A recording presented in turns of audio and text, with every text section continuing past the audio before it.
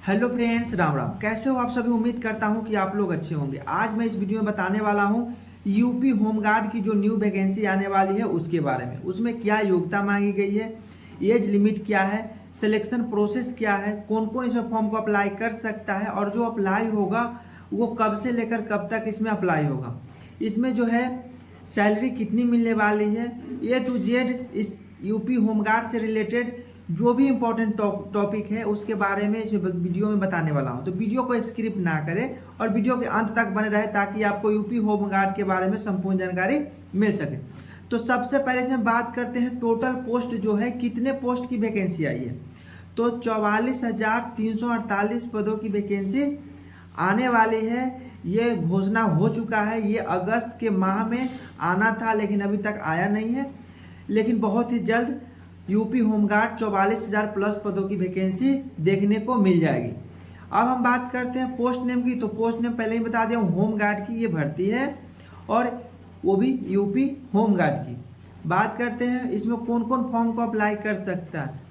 तो मेल और फीमेल दोनों इसमें फॉर्म को अप्लाई कर सकता है। एज की बात करूँ 18 वर्ष से लेकर के जो 40 वर्ष तक, मतलब कम से कम 18 वर्ष और मैक्सिमम 40 वर्ष तक जो भी उम्मीदवार हैं, मेल और फीमेल दोनों इसमें अप्लाई कर सकते हैं। ये हो गया इसमें एज की। अब हम इसमें बात करते हैं अप्लाई की। तो अप्लाई कैसे किया जाएगा। तो अप्लाई जो होगा ऑनलाइन आपका अप्लाई किया जाएगा, ऑनलाइन मोड में इसका फॉर्म अप्लाई होगा।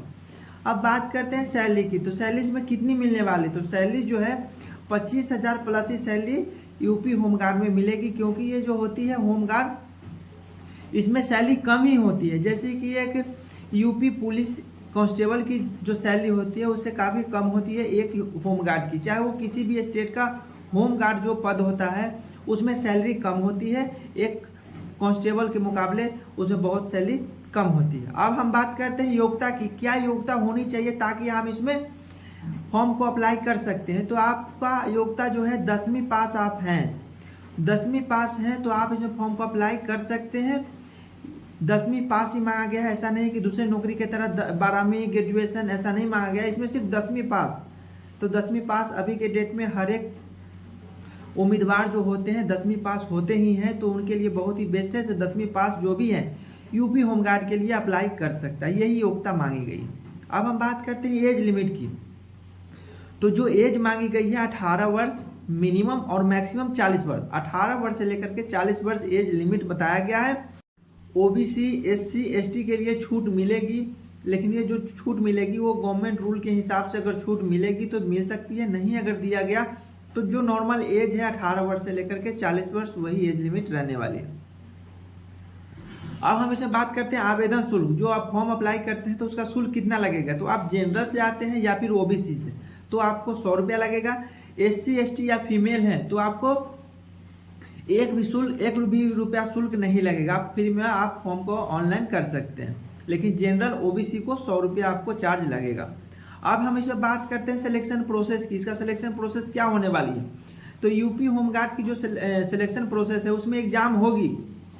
जैसे कि बिहार होमगार्ड का जो भर्ती आया था उसमें एग्जाम नहीं था, उसमें सिर्फ आपका फिजिकल पे नंबर दिया गया था, उसी से आपका सिलेक्शन हुआ था। तो ये मेरिट बेस्ड सिलेक्शन था, उसमें आपका सर्टिफिकेट को देखते हुए और फिजिकल को देखते हुए आपका मेरिट बनाया गया था। लेकिन इसमें उस प्रकार से नहीं है। इसमें जो है आपका सिलेक्शन प्रोसेस यूपी होमगार्ड की, इसमें आपका रिटन एग्जाम होगा, उसके बाद पीएमटी पीएसटी मतलब फिजिकल होगा, उसके बाद फिर डॉक्यूमेंट वेरिफिकेशन और उस लास्ट में जो है मेडिकल होगा। उसके बाद आपका सिलेक्शन मेरिट बनेगा तो सिलेक्शन होगा। ये हो गया इसका selection process, written test, physical, document verification, medical, ये हो गया इसका।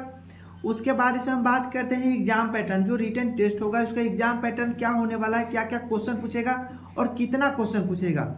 तो इसमें जो है जनरल नॉलेज से आपको क्वेश्चन पूछेगा, जनरल हिंदी से पूछेगा, मैथ से पूछेगा और रीजनिंग से पूछेगा। ये 4 सब्जेक्ट से आपको क्वेश्चन पूछेगा। टोटल जो है 150 क्वेश्चन आपसे पूछा जाएगा, ये सभी सब्जेक्ट को मिला करके। 150 क्वेश्चन जो रहेगा वो 300 नंबर के होंगे। एक क्वेश्चन जो होंगे 2 नंबर के होंगे, तो 150 क्वेश्चन 300 नंबर के होंगे। इसमें जो है निगेटिव मार्किंग भी होगी आपका, जैसे कि बहुत से एग्जाम में निगेटिव मार्किंग नहीं होती है, लेकिन ये जो यूपी होमगार्ड है इसमें निगेटिव मार्किंग की जाएगी। और इसमें जो समय दिया जाएगा 150 मिनट का समय दिया जाएगा आपको 150 क्वेश्चन को हल करने के लिए 150 मिनट का समय दिया जाएगा। अब हम इसमें बात करते हैं फिजिकल की। तो फिजिकल में क्या है, मेल के लिए हाइट की बात करूं तो 168 सेंटीमीटर हाइट होनी चाहिए मेल के लिए, और फीमेल में जो है 152 सेंटीमीटर हाइट होनी चाहिए। मेल में 168 और फीमेल में 152 सेंटीमीटर। अब हम मेल में चेस्ट की बात करूं तो 78 सेंटीमीटर नॉर्मल होना चाहिए और 5 सेंटीमीटर का फैलाव होना चाहिए, मतलब 78 से लेकर के 83 सेंटीमीटर चेस्ट होना चाहिए। फीमेल में चेस्ट का माप नहीं होता है। अब हम बात करते हैं रनिंग की। तो रनिंग जो है मेल में कितना होगा तो 1600 मीटर, मतलब 1.6 किलोमीटर की रनिंग कराई जाएगी मेल में यूपी होमगार्ड की। तो 6 मिनट 30 सेकेंड का समय दिया जाएगा। 6 मिनट 30 सेकेंड में 1.6 किलोमीटर रनिंग करना होगा मेल में। और फीमेल की बात करूं तो 800 मीटर का रनिंग करना होगा 5 मिनट 30 सेकेंड में, मतलब 5.5 मिनट। 5.5 मिनट में आपको 800 मीटर की रनिंग करनी होगी फीमेल के लिए। अब हम बात करते हैं पुशअप की। तो आपको 10 पुशअप मारना होगा 1 मिनट के अंदर। 10 पुशअप करना है मेल के लिए, फीमेल में पुशअप नहीं लिया जाएगा। अब हम बात करते हैं लॉन्ग जंप मेल के लिए। तो मेल में लॉन्ग जंप का जिक्र नहीं किया गया है। फीमेल में है लॉन्ग जंप कितना है, 2.5 मीटर का लॉन्ग जंप फीमेल में बताया गया। अब हम इसे बात करते हैं सैलरी की। तो सैलरी मैं पहले ही बता दिया हूँ, एक यूपी होमगार्ड का सैलरी जो होता है वो कम होता है, तो 25,000 प्लस सैलरी इसमें होगी। धीरे धीरे जैसे जैसे आपका सर्विस बढ़ते जाएगा वो वैसे सैलरी भी बढ़ेगी, लेकिन सैलरी कम ही होती है यूपी होमगार्ड में। अब हम इसे बात करते हैं अप्लाई।